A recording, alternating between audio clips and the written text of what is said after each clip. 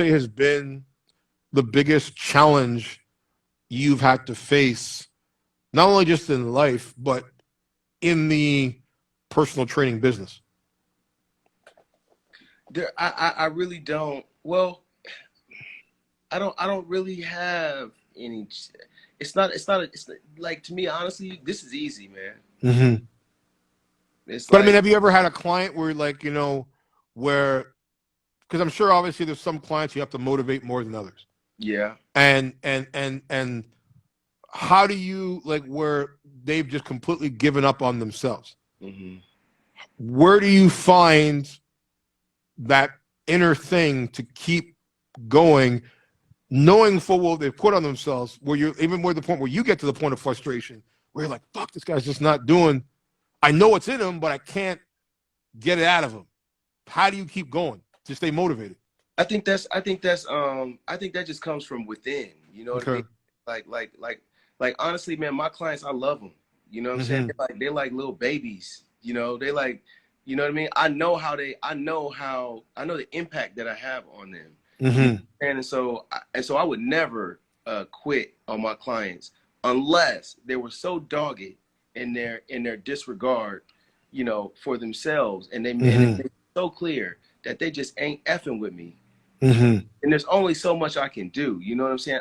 Man, look, I will pull, I will kick, I will yell, I will scream, I will do everything I can. But there does reach a point where it's like, you know, if you don't want it for yourself, I can't do it for you. You know what I'm saying? I can show you how to do it, but I can't do it for you. And so that can be very frustrating. And honestly, man, it's not a good feeling. It sucks.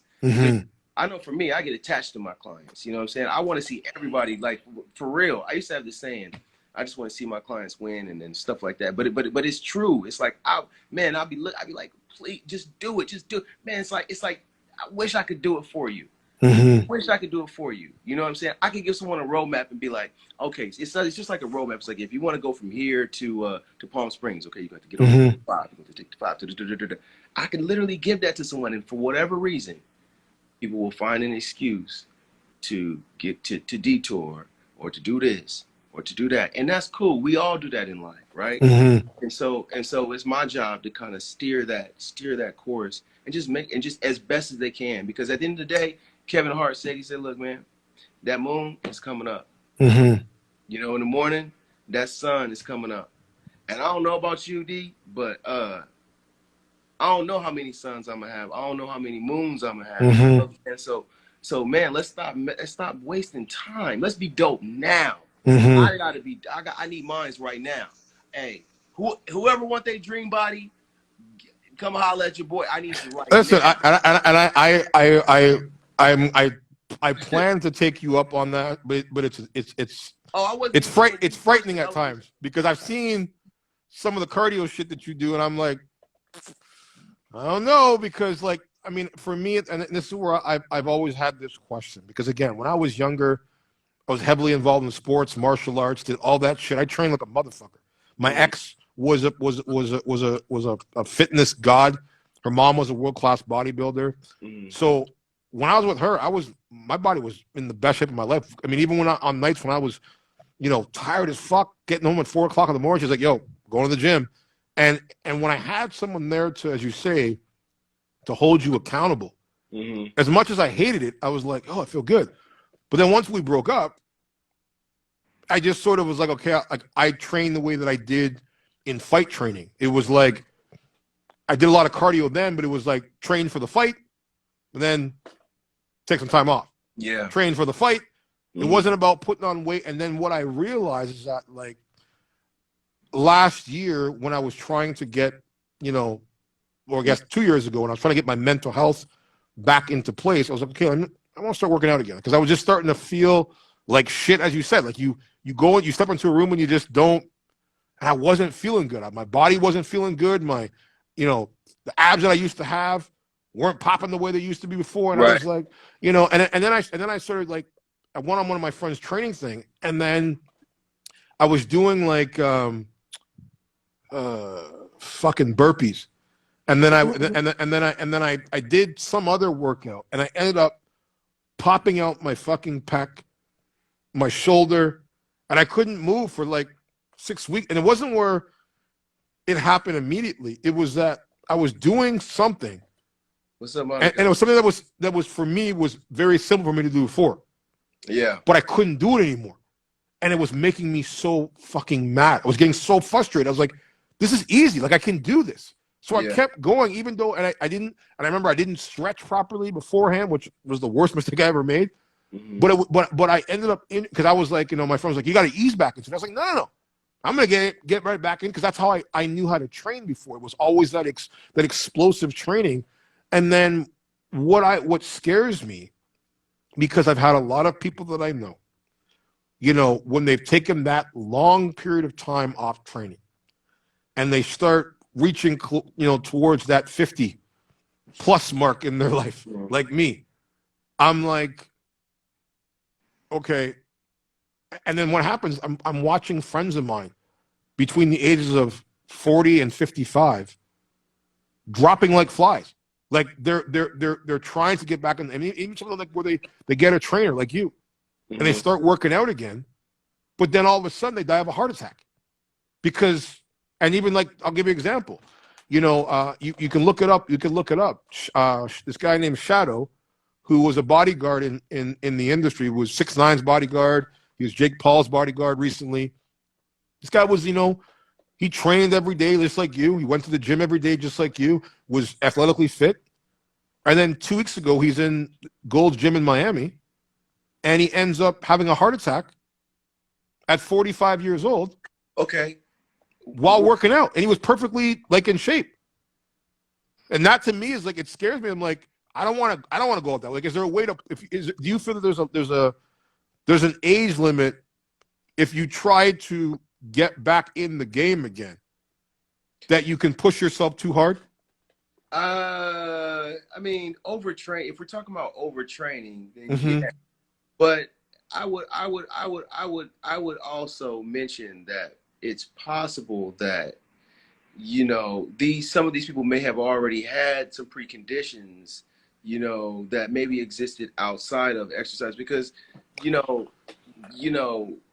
exercise is known, right, to help improve your overall health, whether it's cholesterol, diabetes. I mean, we can go up and down the line, right? And so I don't know if it's that.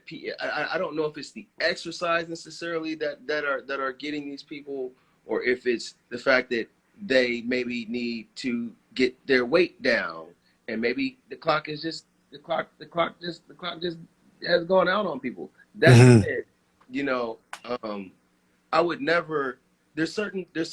Basically, you want to be safe when you're training, right? So you never hop into something dynamic and explosive like that without taking someone through a progression, okay, and checking in with someone and making sure that it's ready for that. I mean, it doesn't make sense for me to have a 50 or 60-year-old man doing a bunch of squat jumps when cartilage, is this something functional that he's going to be doing in real life?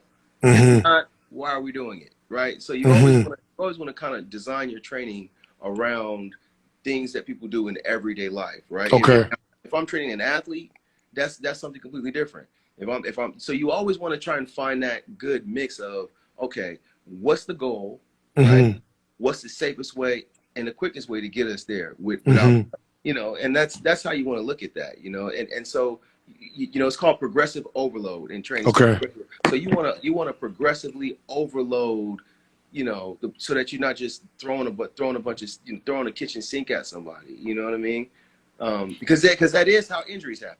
Right? So I can't, man, let me tell you something. I just had a realization. Because I want to train with you. I'm just scared of your cardio, man. Oh, no, man, look, I wouldn't even, man, look. And here's the other thing. I do believe that there's a lot of intuitiveness that comes in training. I got to be looking at you. I got to be seeing how you're breathing. I got to be checking in. I got to be cognizant of how you feel. Oh, I got to be aware of all of that. Because I have underlying conditions, and that's the thing. And that's for me is like, like I bike a lot now, but like like I said, when I was training before to fight, my cardio was crazy, but I'm not that guy no more. I ain't throwing hands the way I used to. Well, so now things have changed where like for me to even like go like, running for 5 minutes, I'm like, I feel like I'm having a fucking stroke, you know. And then there's days where I'm like, okay, I feel really really good, but then there's other days where I'm like, as I said, if I'm training and I'm like, I can't do, because everything for me, everything hurts, like all day long, every day, back hurts, neck hurts, arms hurt, elbows hurt, like because I put my, and you know as well as I do, like when you're in this business, the sacrifice, right? You don't fucking sleep. Like you sleep when you're dead. And you are up hours of the night. You're working. Right. You're grinding. You're busting your ass. So your health takes a back seat. And I'll admit, my health took a back seat, big time. And now that, as I said, where I'm like, you know, I look at myself and I'm like, fuck, like, and that's why I was, you know, I was Buck Shams. I'm like, yo, your black ain't cracking anytime soon. I don't know what the fuck you're doing, what you're drinking, but I'm like, I can't keep the fuck up anymore. Like before, I always felt like, hey, like I'm not in, as you said, I'm not in competition. Yeah, I was like, I can fucking hold my own, but I'm like, dude, I'm like, I can't, like, I see him in the gym doing things. I'm like, and I'll go, and literally he'll put up a video. I'm like, okay, let me go try. I'm in the ground. Like, no, but see, here's the thing that people don't know, right? Mm-hmm. Man, that's another reason why I stay in the gym. Mm-hmm. Because once you stop, yeah, you can hold on to a little bit of something. So you hold on. But man, the reality of it is there's no way I'm coming back in there. Recently, this happened to me. Okay. I was like, yo, it's taking me a whole lot longer because you know, my quote unquote best, right?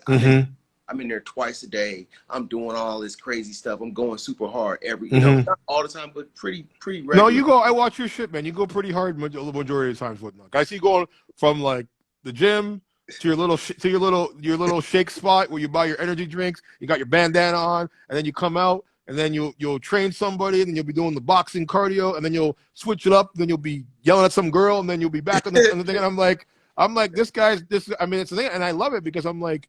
It's you've got a routine going, right? You know, it's a steady routine, and that's the thing for me. It's not where I don't want to train, but it's just that like my motivation has always been I have to have some. We don't have to be working out together, but you got to be with me. Like, yo, like D, we're going to the gym right now. Like if me and you live next door, I'd be like, okay, let's do it. Right. But if no one's calling me and saying, hey, D,